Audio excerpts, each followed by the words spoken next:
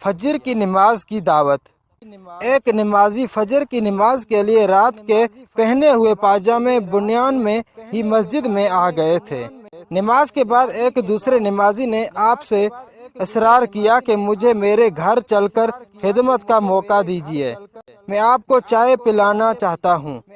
پاجامے بنیان والے نمازی نے انتہائی خجالت و شرمندگی کے ساتھ کہا، بصد ادب و احترام میں معافی چاہتا ہوں۔ دعوت دینے والا نمازی، کیوں کیا ہوا؟ سب خیریت ہے؟